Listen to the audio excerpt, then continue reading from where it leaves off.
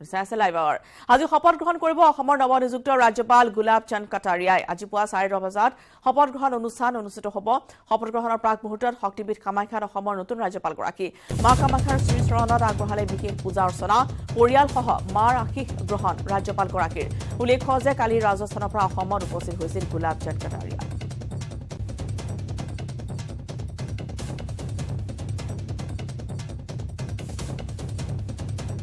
আৰু অসমত উপস্থিত হোৱাৰ পিছতেই অসমৰ নৱনিযুক্ত ৰাজ্যপাল গুলাব চন্দ কাটাৰিয়াই মা কামাখ্যাৰ আশীষ ল'বলৈ কামাখ্যা মন্দিৰত গৈ উপস্থিত হয়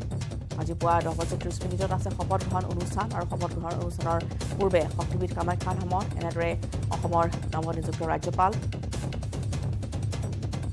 মা কামাখ্যাৰ শ্ৰীচৰণত আগবঢ়ালে বিশেষ পূজা অৰ্চনা পৰিয়ালসহ মাৰ আশীষ গ্ৰহণ কৰিলে ৰাজ্যপালগৰাকীয়ে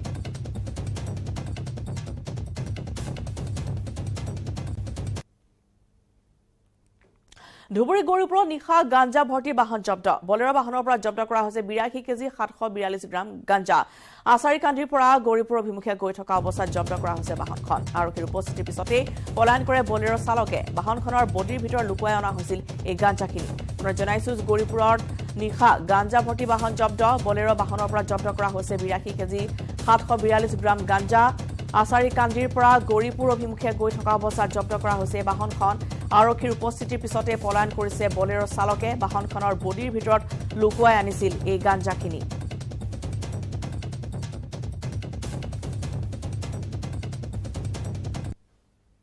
নাগালেণ্ডৰ মন জিলাৰ টিজিটত নিৰ্বাচনী হিংসা এনপিএফৰ দলৰ প্ৰাৰ্থী টাৱাং আঙৰ বাহনৰ চালকক ভয় ভকি অচিনাক্ত দুৰ্বৃত্তৰ দলৰ প্ৰায় 25 জনীয়া এটা দুৰ্বৃত্তৰ দলে চালক মান্তিক কন্যাকক কোনো অজ্ঞাত স্থানলৈ নি টাৱাং আঙৰ হৈ নিৰ্বাচনী প্ৰচাৰত অংশ নলবলৈ ভয় ভাবুকি দিয়ে পৰৱৰ্তী সময়ত এখন বাইকেৰে ঘৰলৈ থৈ যায় মন্ত্ৰীক কন্যাকক তাৰ পিছতে 702 নং ৰাষ্ট্ৰীয় ঘাইপথৰ কাষতে থকা এনপিএফ দলৰ প্ৰাৰ্থী টাৱাং আঙৰ বলেৰো বাহন জ্বলাই দিয়ে দুৰ্বৃত্তৰ দলটোৱে আগবঢ়াইছো হানসেন কোঁৱৰৰ ৰিপৰ্ট এনপিএফ অৰ্থাৎ নাগা পিপলছ ফ্ৰণ্ট যি দল আছে দলৰ যিগৰাকী প্ৰাৰ্থী সেই প্ৰাৰ্থীগৰাকী তিজিত অঞ্চলৰ এখন গাঁৱৰ তেখেত ৰজা টাৱাং আং তেখেত আৰু তেখেতৰ ঘৰত থকা এখন বাহন প্ৰায় 20ৰ পৰা 25 জনীয়া এটা যুৱকৰ দলে বলপূৰ্বকভাৱে চালকক বাধ্য কৰোৱাই ৰাস্তালৈ লৈ আহিছিলে মূল ঘাইপথলৈ লৈ আহিছিলে সেই বাহনখন যিখন বাহন জ্বলাই দিয়া হ'ল বাহনখনৰ যিগৰাকী চালক তেখেতৰ সৈতে মই উপস্থিত আছোঁ আৰু পোনে পোনে তেখেতৰ সৈতে কথা পাতিব বিচাৰিম কি হৈছিলে কালি পুৰা ঘটনাটো কি হৈছিলে অলপ জনাবি আমি এনপিএফ লগা কেণ্ডিডেট টাৱাং আং 41 AC লগা ঘৰতে মই থাকা আছিলে তো একটা ইউথ গ্ৰুপখন আহিছে সম 20-25% নিচিনা আহি কিনা মই লগাৰ নাম দে মাতি কিনা এইটোতো কোন আছে কোটে আছে মই কৈছে এইটোতো মই আছে তাখান বা আতিকটো কোন আছে কইনা আছে কোটে আছে আতিক কোন আছে কয় আতিক কোৱাটো মই আছে ইনা কইনা কোৱাৰম দে আপুনি কি বিচাৰি আছে কইনা মই লৈ যাইছে নিজে মানে মেনুত ফুলে তো মেনুত নপংজি না ৰুকিছে তো ইটো পিছতে আপুনি কি বা আহিছে কোৱা মই কৈছে মইতো গাড়ী বা আহিছে তো গাড়ী কুটি আছে কোৱা মই ইয়াতে আছে গাড়ীটো খৰে আছে না কৈছে তো গাড়ী ল'বি কোৱা আমি গাড়ীটো ষ্টাৰ্ট কৰিছে আমি গাড়ী ষ্টাৰ্ট কৰি নিজে পাৰ্কিং কৰি ৰখা আছে গাড়ী ষ্টাৰ্ট কৰিছে যাব কোৱা বাৰু ষ্টাৰ্ট কৰিছে তো আপুনি ড্ৰাইভ নকৰিব পিছতে বহিব মই পিছতে বহি যাইছোঁ ইয়াতে কংগ্ৰেছ কেণ্ডিডেট টাউন কাৰণে ইয়াতে উঠি আছে আপুনি এনপিএফ কাৰণে ভোট কিনি নাকিলে বেৰাই আছে ভোট এনপিএফে ভোট কনভাৰ্ট কিলে কৰি আছে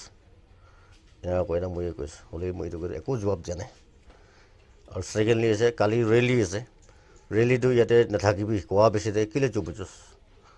ৰেলী কৰিবলৈ কৰি আছে কোৱা মই কৈছে ৰেলী লগাটো মই ইমান নাজানে মই পাৰ্টি লগা অফিচ প্ৰেছ পি নহয় এইটো ৰেলী লগাটো অফিচ প্ৰেছ মই জানিব মই ইমান কৈ না এইটো পিছতে আমিকে মাতিছে মাতি না খৰাইবি কোৱা বাৰু মই গাড়ী যাবি মাঙিছে তো গাড়ী যাবি মাঙিছে গাড়ী আপুনিকে নাপাব এনেকুৱা কৈছে তো গাড়ী নাপাব কৈছে হ'লে তাখান মাজতে একটা চুকুৰা বা মইকে তাৰা বাইক বা মইলা ঘৰ ড্ৰপ কৰি দিছে ইমানেই থাকিছে তাৰপিছতে গাড়ীত জ্বলাই দিছে তাৰ পিছতে এইটো বা লৈ যাইছে বা গাড়ীটো মই ওলা দিম দে গাড়ী বা নাই মই কি পুংজাই দিয়াৰ পিছত গাড়ীটো পোৱা নাই তো লাষ্টে শুনিছে 1-2 বাজি দিনতো শুনিছে গাড়ীটো চলাই দিছে কৈ তাত শুনিছে সময় হৈছে আনটি বিৰতিৰ কেৱল ষ্ট্ৰং নহয় মাইথান ষ্ট্ৰং মাইথান ষ্টিল নিৰ্মাণৰ মানদণ্ড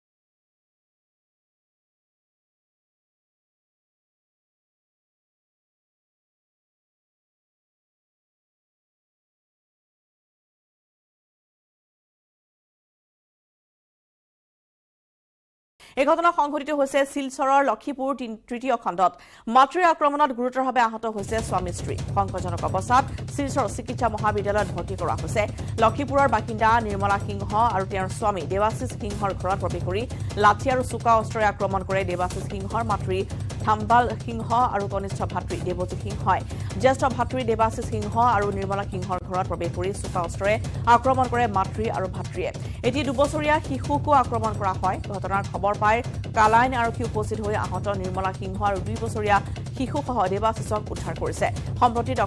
সম্পত্তি দখল কৰাৰ উদ্দেশ্যৰে এই প্ৰাণঘাতী আক্ৰমণ কৰা বুলি অভিযোগ আহত দেৱাশিষ সিংহ আৰু নিৰ্মলা সিংহৰ CRPFত কৰ্মৰত ঘাতক দেৱজিৎ সিংহৰ মাতৃ থাম্বাল সিংহক গ্ৰেপ্তাৰ কৰিব পৰা নাই এতিয়ালৈকে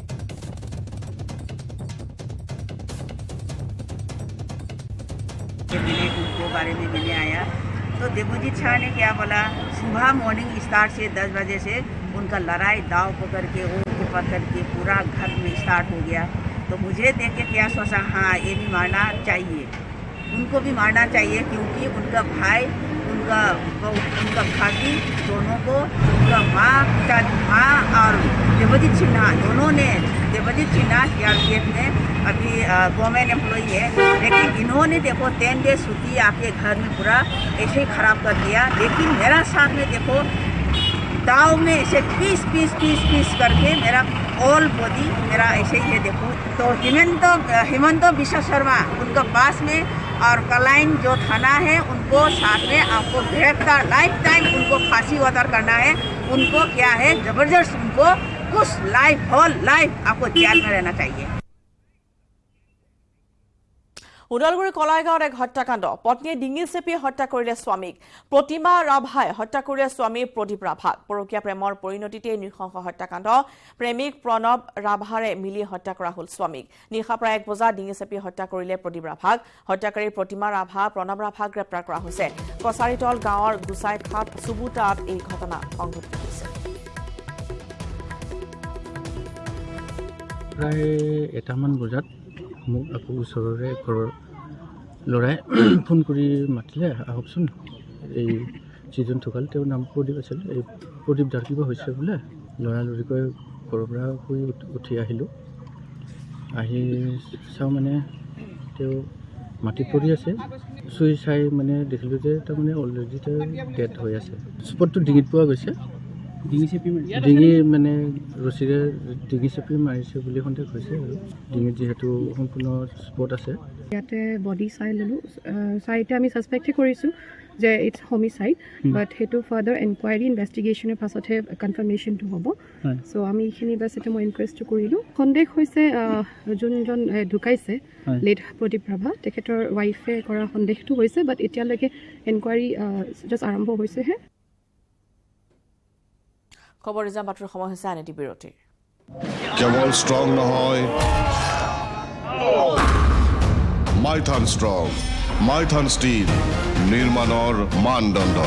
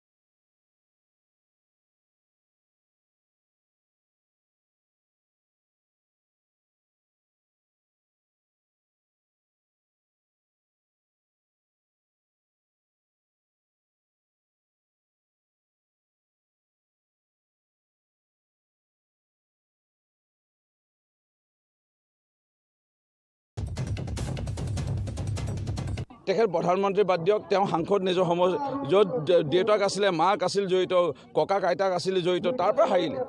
কেৰেলাৰ পৰা তেওঁ জিকিছে কেৰেলাৰ পৰা জিকিছে সেইবোৰ আৱেগিক ভাষণ চাখন দি পেলাই জিকিছে তাৰ বাহিৰে একো নাই ৰাহুল গান্ধী মই কৈছোঁ সাংসদ হোৱাৰ যোগ্য নহয় বিধায়ক হোৱাৰ যোগ্য নহয় পঞ্চায়তৰ সভাপতি হোৱাৰ যোগ্য নহয় সেই ৰাহুল গান্ধী যদি মানে সপোন দেখে দেশৰ প্ৰধানমন্ত্ৰী হোৱা এইটোতো ৰাইজে গ্ৰহণ কৰা নাই মই কি ক'ম কওক বদ্ৰুদ্দিন ৰাজমল তেওঁ আৱেগিকভাৱে পানী ফুকি পেলাই সাংসদ হোৱা মানুহ হাতে কামে ৰাইজৰ মাজত সুখে দুখে থাকি তেওঁ সাংসদ হোৱা নাই তেওঁ মিটিংবোৰত পানী ফুকা সাংসদৰ যদি কথা কৈছে মই নাজানো এই পানী ফুকা সাংসদৰ কথা মই একো মন্তব্য দিব নিবিচাৰোঁ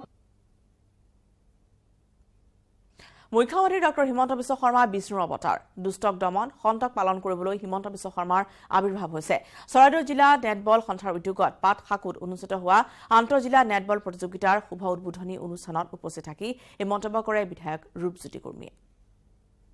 তাহাঁতেও আছিল ৰজা মহাৰাজাৰ দিনত বা তাৰ আগতেও ভগৱানৰ দিনত দস্যু আৰু সেই সময়ে সময়ে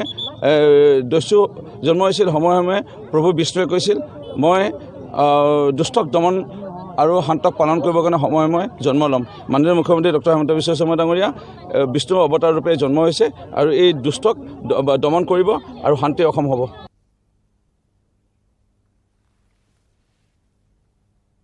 আৰু ঐতিহ্যমণ্ডিত চমৰীয়া সত্ৰত সভা মহোৎসৱ লোকাৰণ্য চমৰীয়া সত্ৰৰ বাকৰি সোমবাৰৰ পৰা 4 দিনীয়াকৈ পালন কৰা হৈছে এই মহোৎসৱ ঐতিহ্যমণ্ডিত চমৰীয়া সত্ৰৰ সভা মহোৎসৱলৈ বহিৰাজ্যৰ পৰাও সমাগম ঘটে ভকতৰ হাজাৰ হাজাৰ ভকতৰ সমাগমৰ লগতে সভা মহোৎসৱত অংশ ল'লে বকুৰ বিধায়িকা নন্দিতা দাসে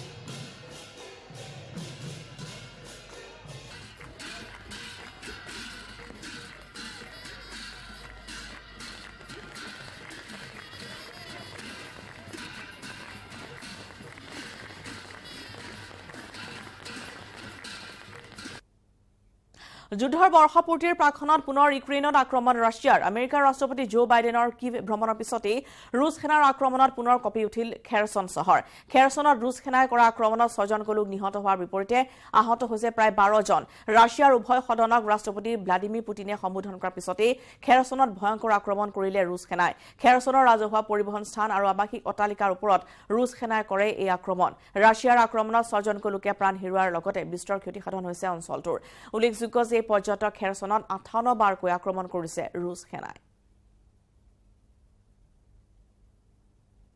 আৰু ৰাছিয়া ইউক্ৰেইনৰ যুদ্ধৰ মাজতে আমেৰিকাৰ ৰাষ্ট্ৰপতি ইউক্ৰেইন ভ্ৰমণলৈ অহাৰ পিছতেই সলনি হৈছে যুদ্ধৰ গতি পাৰমাণৱিক শক্তিধৰ ৰাছিয়াৰ বিৰুদ্ধে যুঁজিবলৈ আমেৰিকাই প্ৰদান কৰিব অধিক অস্ত্ৰ-শস্ত্ৰ তাৰ মাজতে চীনে আনিছে আলোচনাৰ প্ৰস্তাৱ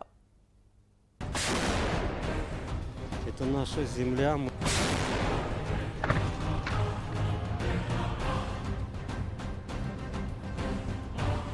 ৰাছিয়া ইউক্ৰেইনৰ যুদ্ধৰ গতি সলনি হৈছে বিশ্ব সম্প্ৰদায়ক উমান নিদিয়াকৈ জো বিডেনে ইউক্ৰেইন ভ্ৰমণ কৰিছে যুদ্ধ বিধ্বস্ত দেশখনলৈ অধিক যুদ্ধাস্ত্ৰ দিয়াৰ কথা ঘোষণা কৰিছে ৰাছিয়াৰ বন্ধু ৰাষ্ট্ৰ চীনে এইবাৰ আলোচনাৰ প্ৰস্তাৱ আনিছে ৰাছিয়া ইউক্ৰেইন যুদ্ধৰ বৰ্ষপূৰ্তিলৈ মাজত মাথো 2টা দিন বৰ্ষপূৰ্তিৰ প্ৰাক্ষণত ৰুছ ৰাষ্ট্ৰপতি ভ্লাদিমিৰ পুটিনে সম্বোধন কৰিলে দেশবাসীক এনে সময়তে সোমবাৰে পুৱা আচম্বিতে ইউক্ৰেইনত উপস্থিত হয় মাৰ্কিন ৰাষ্ট্ৰপতি জো বিডেন আমেৰিকাৰ ৰাষ্ট্ৰপতিগৰাকীয়ে বিদেশ ভ্ৰমণত সচৰাচৰ ব্যৱহাৰ কৰা বৃহৎ বিমানৰ পৰিৱৰ্তে এখন সৰু বিমানতে উৰা মাৰে কিভ অভিমুখে সাংবাদিকৰ বৃহৎ দলৰ বিপৰীতে গোপনীয়তাৰ শপত লোৱা মাত্ৰ 2গৰাকী সাংবাদিকক লৈ কিভত উপস্থিত হয় মাৰ্কিন ৰাষ্ট্ৰপতিগৰাকী ইউক্ৰেইন চৰকাৰৰ মন্ত্ৰী বিষয়ববীয়াৰে সাক্ষাৎ কৰাৰ লগতে মাৰ্কিন ৰাষ্ট্ৰপতিগৰাকীয়ে কিভত সাংবাদিকক সম্বোধন কৰি ক'লে ইউক্ৰেইনৰ সাৰ্বভৌমত্ব ৰক্ষাৰ বাবে আমেৰিকাই অস্ত্ৰ যোগান ধৰিবলৈ বদ্ধপৰিকৰ ঘোষণা কৰিলে $50 কোটি নতুন যুদ্ধাস্ত্ৰ দিয়াৰ কথা ইউক্ৰেইনৰ ৰাষ্ট্ৰপতি ভলোদিমিৰ জেলেনস্কিও বিডেনক সন্মান জনাই ক'লে আমেৰিকাৰ ৰাষ্ট্ৰপতিগৰাকীৰ এই ভ্ৰমণ ইউক্ৰেইন আমেৰিকাৰ দ্বিপাক্ষিক সম্পৰ্কৰ সবাতোতকৈ গুৰুত্বপূৰ্ণ ভ্ৰমণ বিডেনৰ কিয়েভ ভ্ৰমণৰ পিছতে তথা যুদ্ধৰ বৰ্ষপূৰ্তিৰ প্ৰাক্ষণত দেশখনৰ উভয় সদনক সম্বোধন কৰে ৰুছ ৰাষ্ট্ৰপতি ভ্লাদিমিৰ পুটিনে। ক'লে সমগ্ৰ বিশ্ব এতিয়া মস্কোৰ দিশে দৃষ্টি নিবদ্ধ কৰি আছে, ভয়েৰে সতৰ্কতাৰে। লগতে ক'লে কিদৰে ইউক্ৰেইন যুদ্ধৰ ক্ষেত্ৰত ৰাছিয়া আগবাঢ়িছে এধাপ এধাপকৈ। বিডেনৰ ইউক্ৰেইন ভ্ৰমণক অগ্ৰাহ্য কৰি পুটিনে যেন বুজাই দিলে সামৰিক ক্ষেত্ৰত ৰাছিয়া এতিয়াও বহু যোজন আগত। 10 ঘণ্টীয়া কিয়েভ ভ্ৰমণ সামৰি বিডেনে উৰা মাৰে পোলেণ্ডৰ ৰাজধানী ৱাৰ্ছো অভিমুখে। লক্ষণীয়ভাৱে ৰাছিয়া ইউক্ৰেইনৰ যুদ্ধৰ পিছৰে পৰা আমেৰিকা তথা নাটো দেশসমূহৰ বাবে বিশেষ গুৰুত্বপূৰ্ণ হৈ পৰিছে ইউক্ৰেইনৰ সীমান্তৱৰ্তী পোলেণ্ডৰ ৰাজধানী চহৰখন। ইপিনে ইউক্ৰেইনক লেপাৰ্ড টেংক দিবলৈ সাজু হৈছে জাৰ্মানী। সাজু হৈ উঠিছে লেপাৰ্ড 2A6 বেটল টেংক। জাৰ্মানীতে টেংক চালনাৰ প্ৰশিক্ষণ দিয়া হৈছে ইউক্ৰেইনী সেনাক। ইউক্ৰেইনী সেনায়ো নতুন উদ্যমেৰে চাৰ্নবিল পাৰমাণৱিক প্ৰকল্পক কেন্দ্ৰ কৰি সামৰিক কচৰত চলাইছে। বেলাৰুছৰ পৰা মাত্ৰ 15 কিলোমিটাৰ নিলগত চলিছে ইউক্ৰেইনী সেনাৰ প্ৰশিক্ষণ। দেশ ৰক্ষাৰ বাবে সামৰিক প্ৰশিক্ষণ গ্ৰহণ কৰিবলৈ ওলাই আহিছে ইউক্ৰেইনৰ বিভিন্ন পেছাদাৰী লোক।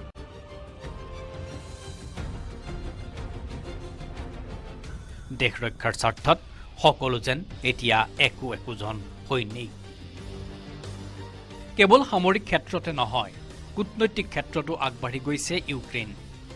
আন্তঃৰাষ্ট্ৰীয় মুদ্ৰানিধিৰ মুৰব্বী ক্ৰিষ্টেলিনাৰ জৰ্জিয়েভাই কিয়েভ ভ্ৰমণ কৰি সাক্ষাৎ কৰে ইউক্ৰেইনৰ ৰাষ্ট্ৰপতি ভলোদিমিৰ জেলেনস্কিক। ইউক্ৰেইনে এনেদৰে কূটনৈতিক তথা সামৰিক ক্ষেত্ৰত বিভিন্ন দেশৰ পৰা ধাৰ কৰা অস্ত্ৰৰে সুসজ্জিত হোৱাৰ সময়তে ৰাছিয়াৰ বন্ধু ৰাষ্ট্ৰ চীনে আনিছে আলোচনাৰ প্ৰসংগ। চীনৰ বৈদেশিক মন্ত্ৰী কিং গেঙে ক'লে এই সপ্তাহতে ইউক্ৰেইন সংকট সন্দৰ্ভত ৰাজনৈতিক সমাধান উলিওৱা হ'ব। ক'লে সকলো দেশৰে সাধাৰণ সুৰক্ষাৰ প্ৰতি লক্ষ্য ৰাখি আন্তঃৰাষ্ট্ৰীয় সম্প্ৰদায়ৰ মাজত আলোচনাৰ কথা। এনেদৰেই ৰাছিয়া ইউক্ৰেইন যুদ্ধৰ বৰ্ষপূৰ্তিৰ সময়ত আন্তঃৰাষ্ট্ৰীয় ক্ষেত্ৰত পুনৰবাৰ যুদ্ধৰ চৰ্চা চলিছে। News desk report, news 18 Assam north east.